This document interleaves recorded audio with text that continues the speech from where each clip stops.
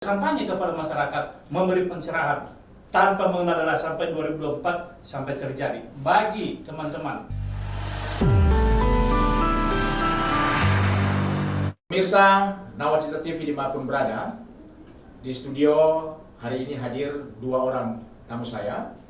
Yang pertama Pak Faigi Jidu Lulu sebagai pengamat politik Nusantara. Selamat sore Pak Faigi. Pak Tuli. Apa kabar? Kabar baik. Terima kasih. Semangat untuk Indonesia. Yes. Tamu saya yang kedua Pak Stevianus Jai, seorang pemerhati politik Kepulauan Nias. Apa kabar Pak Stevianus? Kabar baik Pak Tuli. Merdeka. Sehat? Sehat. Terima kasih. Pemirsa Nawacita TV, kita berbincang sore hari ini tentang keterwakilan orang Nias di DPR RI dari Dapil Sumut II. Perlu saya sampaikan kepada kita bahwa dari data yang ada, dari tahun 2004 ke 2009, orang Nias di DPR itu ada dua orang. Yang pertama Idealisme Dahi, dan yang kedua Pak Arisman Jagete. Periode berikutnya di 2009 ke 2014 satu orang, yaitu Pak Yasona Lawli. Periode 2014 ke 2019 terdapat lagi perwakilan orang Nias di DPR RI Dapil Sumut II, satu orang, itu Bapak Suasana Dahi.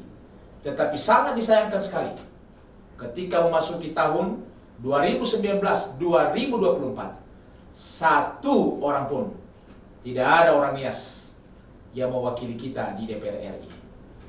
Itulah sebabnya sore hari ini saya berbincang dengan dua narasumber saya ini dengan harapan ada masukan, ada buah pemikiran bagaimana keterwakilan Nias DPR RI ke depan. Saya mulai dengan Pak Faigi dulu. Apa yang dirasakan ketika tidak ada keterwakilan kita? Apa ruginya kita kalau kita tidak punya wakil DPR RI dari Sumut II yang ada di Kepulauan Nias? Oke, baik. Jadi gini Pak, pertama dulu kan anggota DPR RI itu adalah Dewan Perwakilan Rakyat. Manakala dia tidak punya perwakilan dari Sumatera Utara II, khususnya Kepulauan Nias, berarti kepentingannya tidak terwakilkan di DPR RI. Itu bahasa sederhananya. Nah, sekarang kita bicara mengenai bagaimana supaya ada, karena itu adalah satu kebutuhan. Bagaimana mungkin apa yang menjadi aspirasi ya dari penduduk di Kepulauan Nias yang terdiri dari 4 kabupaten, 1 kota tidak terwakili di Senayan atau DPR RI. Kalau ditanya penting. Seberapa penting? Masa 4 kabupaten 1 kota tidak ada wakilnya gitu loh. Memang betul bahwa dari 15 kabupaten kota di Dapil Sumut II, Kepulauan Nias hanya 4 kabupaten 1 kota. Kurang lebih 30% lah ya, 30% sekian. Tapi kalau 10 sekarang anggota dewannya, mestinya harus ada bisa kurang lebih lah 30-an% juga bisa mendapatkan perwakilan lah ya. Minimal perwakilan minimal 1. Pertanyaannya kenapa tidak ada sama sekali? Nah, jadi pertama daya dukung dari daya tariknya kurang. Terus kedua, daya dukung dari pemerintahan daerah yang mestinya bisa memberikan bukan berpihak ya, tapi kan menjelaskan kepentingan kita bahwa kita punya kepentingan politik di Senayan. Hal yang lain adalah kurang pencerahan kepada masyarakat sehingga mereka lebih rentan kena serangan fajar daripada pemahaman tentang pentingnya orang Nias ada di Senayan. Jadi kalau ditanya siapa yang salah, semua salah. Kalau ditanya bagaimana cara memperbaikinya, ya mari kita perbaiki. Si calegnya sendiri dan para tokoh-tokoh dan birokrasi di sana, begitu juga masyarakatnya. Jadi tidak punya pilihan sekarang. Ketika kita sudah kehilangan kesempatan, maka tidak boleh lagi terjadi kedua kali untuk tidak punya wakil. Kita bukan bicara bukan bicara sara harus orangnya bukan, tapi kan logikanya sederhana. kalaulah orang Nias secara budaya kultur kan berbeda dengan di daratan Sumatera Utara, maka yang kita maksud yang paling paham kebutuhan pembangunan apa yang dibutuhkan di Kepulauan Nias ya orang yang paham kultur budaya dan situasi geografis di Nias, di Kepulauan Nias maksud saya. Ya teman-teman yang dari daratan Sumatera nggak boleh juga disalahkan kalau mereka tidak tahu apa yang dibutuhkan oleh Kepulauan Nias, karena mereka memang daerahnya bukan di sana, lahirnya bukan di sana, besarnya bukan di sana, budayanya juga mereka punya budaya sendiri. Tidak salah. Tapi ya itu tadi, kita harus butuh yang lebih spesifik memahami apa yang dibutuhkan Kepulauan Nias, yang spesifik memahami seperti apa karakter kultur budaya orang Nias. Itu kira-kira Pak. Ya, sebelum saya ke Pak Stefan Sujai sebagai pemerhati politik Kepulauan Nias, saya mungkin perlu menyampaikan kepada pemirsa bahwa memang 2019 sampai 2024 memang tidak ada keterwakilan orang Nias memang di Senayan. Tetapi kita masih berbangga karena ada orang Nias, yaitu Pak Marinus Gea yang terpilih dari Dapil Banten. Ya, nah sekalipun memang ada keterbatasan, memang beliau orang Nias, tetapi kan kalau kunjungan kerja kan tidak bisa di Nias, kunjungan ke Dapil juga tidak di Nias, penyerapan administrasi tidak maksimal memang. Tapi walaupun demikian, tentu beliau sebagai orang Nias pasti tetap juga akan memperjuangkan dan beliau sudah membuktikan itu. Nah, Pak Swanus, ini kan ada sepertinya kerugian ketika kita tidak punya keterwakilan. Bagaimana Pak Swanus bisa melihat hal ini? Baik. Jadi sebagai masyarakat tentunya sangat banyak kerugian dengan tidak adanya perwakilan dari Kepulauannya sendiri. Kenapa? Jika seorang anggota DPR RI yang notabene dipilih atau mewakili daripada satu daerah, tentunya di dalam menjalankan tupoksinya, menjalankan hak sebagai anggota dewan, maka dia itu kan memaksimalkan ke dapil yang tempatnya terpilih. Itu tidak bisa dipungkiri. Kenapa? Dana aspirasinya yang diberikan oleh negara maka akan dia bawa ke dapilnya. Nggak mungkin dia bawa ke dapil lain, karena itu sudah menjadi fatsun dan sudah menjadi aturan. Dan itu adalah kewajiban sang anggota dewan. Nah, ketika tidak ada yang dari Nias, ya maka tidak bisa disalahkan juga. Tadi Pak Fakih sudah sampaikan bahwa ya, tidak disalahkan teman-teman yang terpilih yang notabene-nya dari daratan Sumatera, ya walaupun skop Dapil 2 itu meliputi Kepulauan Nias dan terpilih sebagai wakil dari Dapil 2, tapi karena dia tidak berasal dari Kepulauan Nias, maka sudah pasti Kepulauan Nias itu pasti kurang terperhatikan. Itu tidak bisa dipungkiri. Itu sudah hukum alam. Ya. Nah, oleh karena itu maka saya sendiri sebagai putra Nias yang lahir di perantauan dan lama di perantauan, saya berharap ke depan ini 2024 ini kita betul-betul mendukung dan mempersiapkan calon yang tepat sehingga kita bisa all out, karena ada sebuah keyakinan bahwa calon kita ini kalau terpilih mampu mengemban amanat dan juga kita mampu secara sukarela untuk mendukungnya. Ya. Nah, dari dua narasumber saya tadi mereka menyampaikan bahwa dengan tidak ada keterwakilan Putra Nias ke Senayan, maka ada beberapa kerugian. Padahal sebenarnya keterwakilan 10 anggota DPR Dapil Sumur itu kan ada sebenarnya, sekalipun di antara 10 itu tidak ada orang Nias. Nah, Pak Fakih sendiri, 10 anggota itu yang memang juga mewakili Dapil Sumur, apakah mereka tidak memperhatikan Kepulauan Nias? Padahal mereka itu terpilih dari Dapil Sumur 2. Iya, setuju Pak, mereka pasti memperhatikan. Ya. Tapi kan ada istilah le sanihau setengah henia atau Itu ungkapannya gitu ya. setengah banuania. Dari situ aja kita udah harus paham Pak, bahwa yang terpilih itu 10 orang bukan hanya dia tidak perhatian, mestinya dia punya utang karena suara yang memilihnya itu juga dari Kepulauan Nias. Pertanyaan sebenarnya, kenapa dia tidak punya beban moral untuk membantu dapil di mana suara dia dapat untuk duduk di Senayan? Ya. Nah, itu perlu kita ketahui. Jangan-jangan bahwa dia mendapatkan suara itu dengan cara bertransaksi. Artinya, ya maaf, dia pakai money politik atau dengan membayar kepada pihak-pihak tertentu.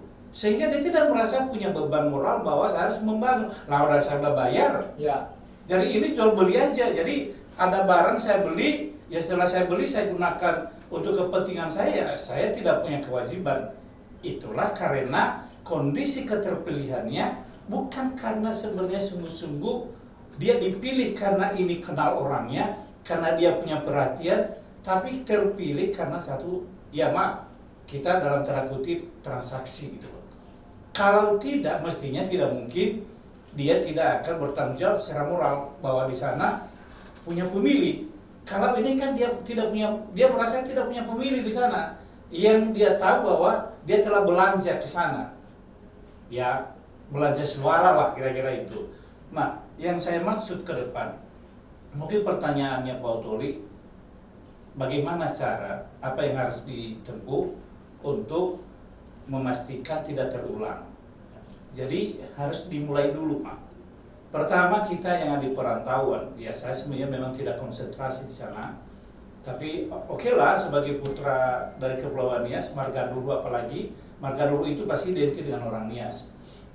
Pastilah kita punya perhatian. Pertama, kita mulai sekarang tidak bisa membiarkan sedikit waktu untuk berhenti untuk memberikan pencerahan. Pencerahan kepada siapa? Kepada semua. Pencerahan kepada generasi Kepulauan Nias, baik yang ada di Kepulauan Nias maupun yang ada di luar Kepulauan Nias. Karena kenapa? Yang ada di luar Kepulauan Nias itu juga sangat berpengaruh ketika mereka menyampaikan apa yang harus dilakukan oleh para pemilih yang ada di Kepulauan Nias. Kedua, kita harus meyakinkan bahwa para kepala daerah yang kemungkinan juga kan mereka bertarung pada saat 2024, tapi kan akhir tahun, ini harus memiliki kepedulian supaya ada putra Kepulauan Nias, baik yang lahir di Kepulauan Nias, bahkan kalau tidak pun tidak masalah, yang penting dia masih dalam keturunan suku bangsa Nias gitu loh. Nah, apakah dia berdomisili di Kepulauan Nias atau di luar Kepulauan Nias sudah tidak masalah. Tapi setidaknya dengan dia sebagai keturunan suku bangsa Nias, ketika mau berlibur, ketika mau ya mudik Natal, dia pasti pulang ke Kepulauan Nias. Nah, yang saya maksud di sini adalah kita harus benar-benar memetakan ininya, Pak. Kita pilih partai politik dulu. Jadi jangan orangnya, Pak. Karena kalau orangnya bagus, partai politik yang salah kan nggak lolos, Pak, di Senayan. Karena kan ada batas Parliamentary Hall. Nah, itu dulu ya, Pak. 1, 2. Tentukan partainya dan pastikan orangnya yang mana yang kira-kira diyakini bagus. Karena kenapa? Jangan juga hanya ada, ya maaf, kalau hanya ada di DPR, duduk, diam, ya maaf, duit, lah ngapain juga mewakili Kepulauan Nias, itu sama aja nggak usah kan gitu. Harus bisa melakukan tugas fungsinya sebagai anggota dewan. Dia bisa harus mempengaruhi keputusan-keputusan yang terkait kepentingan dapil di Kepulauan Nias. Jadi kita pahit-pahit aja, Pak, nggak usah ragu-ragu. Mari kita cek aja partai politik yang kemungkinan secara nasional, kan mulai dulu dari nasional. Ya. Kalau lolos secara nasional, baru yang dapil manapun bisa lolos. Jadi ya kita nggak usah terlalu jauh-jauh. Ranking pertama sekarang yang disukai oleh publik tentang partai kan PDIP, terus kedua Gerindra, ketiga Golkar, keempat PKS, tapi kan relatif di sana Kalau dari Kepulauan Nias mungkin kurang, tapi kecil, di daratan kurang. Kepulauan Nias ada. Lalu Demokrat. Menurut saya, melihat periode lalu kan Nasdem, taruhlah 6 partai itulah. Dan sekarang ini kan harus dipengaruhi lagi oleh peta koalisi. Ya. Nah, di Nias itu yang pasti menjadi satu semangatnya adalah semangat nasionalisme. Nah, tinggal kita melihat lagi dari 6 partai atau 7 partai tadi yang memiliki komitmen pada nasionalisme sekarang ini, partai apa saja? Itu lagi PDIP, Gerindra, Golkar, apalagi tadi? Nasdem, Demokrat. Saat ini di peta yang beredar dalam suatu koalisi agak berada di berseberangan dengan koalisi nasional, kan itu ya. Jadi saya pikir ya biar kita lebih fokus saja. Kenapa harus buang-buang syarat? Karena kenapa? Saya yakin bahwa 3 di atas, paling atas dulu. Pertama adalah PDIP, Gerindra, dan Golkar. Menurut saya 3 ini aja dulu fokus. Kadernya siapa? Kalau kita fokus di 3 partai itu, mari kita cek calegnya nanti siapa. Kita bisa perkecil lagi dari 3 partai itu. Caleg mana yang mendapatkan satu kriteria yang tadi itu punya kapasitas dia, punya kemampuan lobby, punya kemampuan untuk mewakili kita di Senayan dengan berbagai konsekuensi tugas sebagai yang mewakili. Jadi jangan dia mewakili untuk menikmati yang enak, tapi mewakili kita untuk menyampaikan penderitaan kita di Kepulauan Nias, Pak. Jadi kuncinya, Pak, cek partai politik yang akan lolos, dan saya bilang tadi 3 itu. Maaf ya kepada partai yang lain ya, tapi ini kan kita real aja lah, nggak usah kita ini bicara macam-macam lagi, lalu masuk pada dari 3 orang itu, fokuskan minimal 1 orang. Apakah orang yang bagus itu ada di PDIP, apakah adanya di Golkar, apakah adanya di Gerindra, di situ saja. Karena kita memperkecil ruang untuk penyebaran suara yang menimbulkan di mana di sana kurang, di sini kurang juga. Kira-kira itu, Pak. Ya, jadi ada 2 hal tadi yang disampaikan supaya kita punya peluang ke depan. Yang pertama memang kita pastikan dulu partai politik. Partai politik yang kira-kira punya peluang bisa lolos ke DPR RI. Dan yang kedua baru kita melihat siapa calonnya. Kalau kita sudah lihat ini, kita lakukan perjuangan untuk itu. Nah, kalau melihat 2019-2024, calon DPR RI orang Nias itu dari Dapil Sumut 2 ada sekitar 10-12 orang. Sehingga kan suara jadi terbagi. Bagaimana saran supaya dari peluang yang ada ini kita punya kesempatan? Baik, jadi kalau saya analisa, memang kelemahan atau faktor kegagalan kita adalah karena terlalu banyak calon. Menyebar. Sehingga suara terbagi-bagi, sehingga kurang sini, kurang sana, kurang, semua kurang. Hanya nggak ada yang cukup untuk menjadi yang tertinggi di partainya. Iya, karena suara terbanyak. Karena suara terbanyak di partai. Nah, sehingga kalau kita sudah tahu itu penyebabnya, maka sebenarnya sangat mudah untuk mengantisipasi, untuk mempertinggi peluang duduknya calon yang dari Kepulauan Nias. Sarannya apa? Jangan berlomba-lomba menjadi caleg. Yang berarti nama terdaftar barang negara. Dukunglah sesuai dengan yang kriteria yang sudah disampaikan Pak Feki tadi. Artinya kita dukung saja yang punya kans peluang untuk duduk. Ya. Karena untuk apa kita bawa garam ke laut? Sia-sia juga. Sudah pengalaman bertahun-tahun, berkali-kali. Berlomba-lomba jadi caleg. Ya sudah tahu kita alamannya, gagal semua. Lalu untuk apa lagi kita ulangi? Keledai saja, nggak mau dia jatuh ke lubang yang sama. Nah, 2024 usul saya, tokoh-tokoh kita, memang orang kita pasti hebat-hebat semua. Tetapi ketika nanti masuk ke dalam sistem, kehebatan pribadi itu hanya rontok. Kenapa? Orang lain juga ada juga kehebatannya.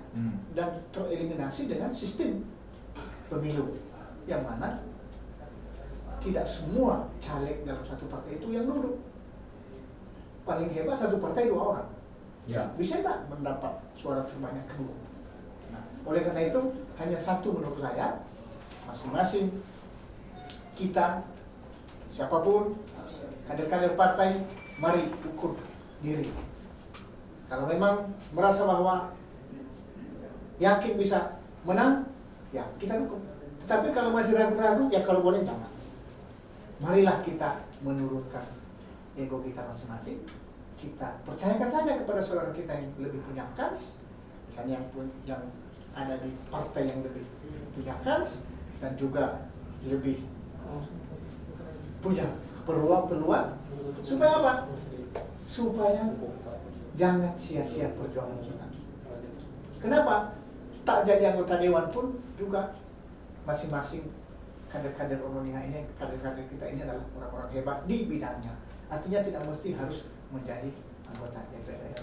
Kita percayakan saja kepada saudara kita yang punya kans. Nah, seterusnya juga, kalau ini sudah terjadi, sudah mengkristal misalnya hanya 3 orang untuk dapil 2 yang suku Nias, maka saya percaya pemilih juga, warga juga akan kompak, akan memfokuskan suaranya ke sana. Nggak akan lagi bisa lebih mudah kita berikan pencerahan supaya tidak lagi keluar dan ke suara yang lain. Kenapa? Karena kalau banyak, rasa optimistis itu sudah hilang. Wah, nggak mungkin menang. Udah kebanyakan. Akhirnya ya sudah. Ada caleg yang lain yang menawarkan, sudah kita terima. Ini juga nggak bisa. Hanya rasa pesimis itu sudah ada. Tapi kalau hanya 3 orang, bisa nanti 3 orang itu malah bisa dulu. Karena memang kas peluang suara itu potensinya ada. Karena suara di dapil 2 itu bukan hanya di kepulauan Nias, Tapteng, Sibolga, Tapsel Tapsel, dan pemekarannya. sampai ke ini, ke mana, ke Samosir sana, ke Tarutung, ke Humbang. Itu kuantitas orang kita ini banyak. Di Tapteng itu saja kami di 1-2 kecamatan itu bisa ada sampai 15.000 sampai 30.000. Jadi hanya ini saja tadi, hanya perlu fokus. Nah, Kira-kira. jadi untuk Saya membuat potong, Pak. ya, saya Saya potong ini karena agak Ya. lebih serius, ini fokus. Pak Jai ini kan agak ragu-ragu karena beliau kader PDIP. Jadi mau menyebut partai mana yang lebih Iya, Pak. lebih berpeluang itu tidak etis ya. Tidak etis, Pak. Tapi karena saya tidak kader partai manapun, saya tidak terdaftar di partai manapun dalam kapasitas sebagai caleg apalagi, maka saya lebih bebas. Karena saya pengamat politik Nusantara, jadi saya bisa mengomentari politik di Nias, di luar Nias dan dimanapun. Nah, makanya saya bilang tadi, mari kita fokus saja. Pertama, partai politik yang pasti di ranking 1, 2, 3 sesuai survei jelas. Partai apa? PDIP, Gerindra, Golkar. Lalu masuk pada cek orangnya. Nah, siapa yang ada di ketiga partai itu? Kalau partai 3 ini bagus, orang yang nggak bagus, nah kita agak geser dikit di partai berikutnya. Jadi menurut saya, ketika kita bicara apa yang dimaksud Pak Jai tadi, kita bicara 3-4 orang, rasanya pasti tembus. Tapi kalau bicara 18 partai, 18-nya semua ada caleg, Iya. ya selamat tahun baru aja. Walaupun belum tahun baru, selamat tahun baru aja, karena itu pasti lewat. Nah, artinya gini Pak, kita bertanggung jawab, ya, teman-teman bertanggung jawab, semua masyarakat bertanggung jawab, semua pihak harus bertanggung jawab untuk mendorong supaya terjadi satu perubahan pemikiran, cara bagaimana supaya ada putra Kepulauan Nias atau putri yang akan mewakili pada pemilu 2024 dulu sebagai anggota DPR RI. Itu penting. Kira-kira itu Pak. dari usul yang ada tadi dari sahabat saya, bahwa kalau bisa bahwa di 2024 calegnya sedikit, partainya sedikit. Tapi kita melihat nanti kan, kalau 18 partai politik, bisa-bisanya 18 orang ada caleg orang Nias di situ. Nah, siapa yang bisa, yang bisa memfasilitasi sehingga nanti caleg orang Nias yang akan maju ke depan sedikit, tidak mesti harus ada di partai politik. Pak Faiqi, siapa kira-kira bisa memfasilitasi ini? Iya, kalau pertanyaannya mau ditanya kesadaran dari masing-masing berat. Karena kenapa? mereka ikut bertanggung jawab juga dalam memaksimalkan suara pada partai mereka supaya lolos di Senayan. Semua yang di partai yang kecil pun mereka tetap bakal mati-matian untuk mendapatkan suara supaya satu suara untuk bisa mencapai 4% itu sangat berpengaruh. Jadi ini memang benar-benar memang satu perjuangan bagi semua partai, kecuali partai yang bagus tadi yang terbiasa di 1-5. Nah, menurut saya dia mungkin tanggung jawab moral untuk memastikan ini ada orang Nias yang duduk. Pertama, ketika mereka tidak dengan kesadaran sendiri dan memang tidak mungkin mereka sadar untuk mengatakan jangan pilih saya, ya kan? Maka masyarakat yang mengambil inisiatif. Kedua, kita dorong seluruh komponen yang ada di Kepulauan Nias, komponen dari para tokoh, para pejabat untuk memberikan dukungan agar betul-betul terwujud namanya ada putra-putri Kepulauan Nias di Senayan. Kalau ini tidak dilakukan, ya siapa yang mau tahu? Maka teman-teman yang punya media punya tanggung jawab moral untuk mendorong pencerahan melalui publikasi gagasan-gagasan yang terkait dengan memfokuskan, mendorong supaya ada suara yang terkonsentrasi pada beberapa orang di partai tertentu supaya bisa lolos. Kira-kira Ya, terima kasih. Pertanyaan yang sama. Baik, pandangan. Baik, kalau pandangan saya, memang untuk hal ini perlu keberanian yang ekstrim. Karena kalau hanya biasa-biasa saja, ya hasilnya juga biasa-biasa saja seperti selama ini. Artinya, maksud saya, kita atau kader-kader partai atau yang berniat untuk mencalonkan diri, yaitu tadi harus legowo istilahnya demi kepentingan besar suku kita ini. Karena kalau masih merasa bahwa ya saya ditugaskan oleh partai, saya masuk juga ya kan sudah tahu juga alamatnya bahwa nggak menang. Nah maksud saya itulah terobosan yang kita harus lakukan. Jangankan orang yang menang, partainya aja belum tentu lolos. Itu dia. Jadi artinya itu kalau kita sudah tahu itulah kita lakukan terobosan. Walaupun mungkin kebijaksanaan ini tidak populer di mata orang lain, tetapi menjadi berkah dan menjadi sejarah kepada kita. Kita mengedepankan kepentingan bersama dibanding dengan kepentingan diri kita sendiri. Kan kalau kita tak jadi caleg dulu, tidak game over juga kita. Ya. Bukan hanya dari saya juga, dari sana juga kita dapat kita. Iya. Nah, ada nggak wawasan kita memikirkan bahwa kepentingan yang lebih besar? Makanya saya sampaikan bahwa ada ekstrim. Ya. Harus melakukan terobosan. Seandainya misalnya saya dari satu partai misalnya, dan saya tahu bahwa saya tidak akan menang, saya dipaksa partai saya pun saya bilang saya tidak mau. Karena saya tahu ya ngapain juga saya ini kan, hanya mengalahkan kawan saya atau saudara saya yang lain. Biarlah menang di partai lain, tetapi itu adalah saudara saya gitu kan. Karena konteks ini tadi yang harus kita pegang. Tujuan kita kan meloloskan minimal satu orang. Ya. Terima kasih, ini saran dari Saya mau kasih satu lagi, Pak. Karena bicara tadi Pak Jai butuh keberanian yang ekstrim. Maka menurut saya ketika kita mau lihat partai mana yang lolos, kita kumpulkan calegnya, kita bicara baik-baik. Kalau dia pun tidak paham, tidak masalah.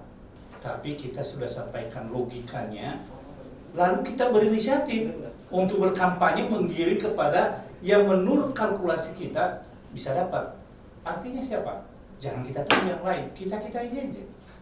Kita mulai buat nanti satu grup, ya hati-hati bagi caleg yang tidak mau memahami keinginan ini, anak akan berhadapan dengan tokoh-tokoh yang menginginkan ini harus terwujud. Jadi artinya hanya dua kelompok berikutnya.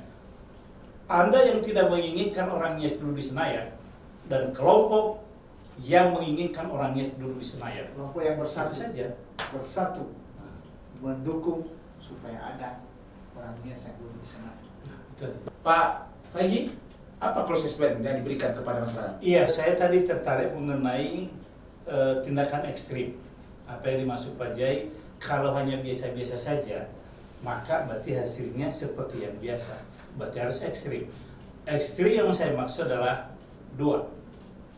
bagi kita yang betul-betul serius, betul-betul tulus, betul-betul menginginkan keterwakilan Kepulauan Nias di Senayan 2024, mari kita bergandengan tangan, mari kita bentuk kelompok komunikasi, menghimbau, berkampanye kepada masyarakat, memberi pencerahan tanpa mengenal adalah sampai 2024 sampai terjadi. Bagi teman-teman, saudara-saudara kami yang tidak setuju, silakan saja, itu hak demokrasi.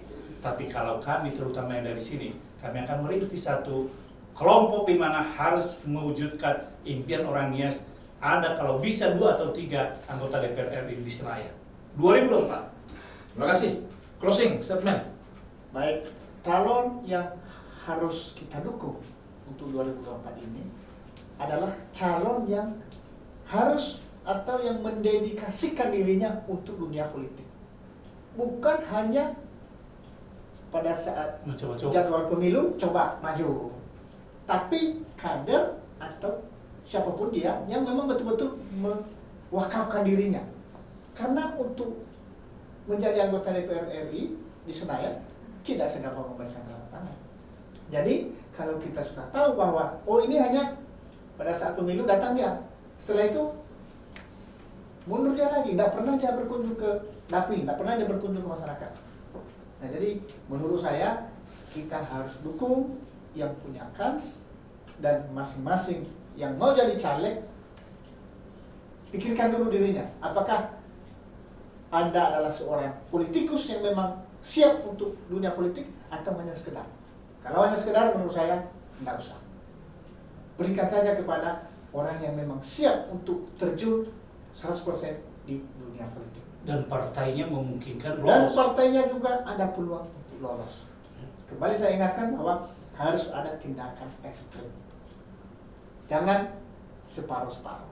Momen 2024, momen yang sangat bagus, momen yang sangat indah, dengan pengalaman kita yang cukup panjang dan cukup banyak di tahun-tahun yang lalu, di periode yang lalu, maka 2024 ini kalau juga kader kita Ononiha, sukunya tidak ada yang duduk, berarti ya kita inilah yang gagal.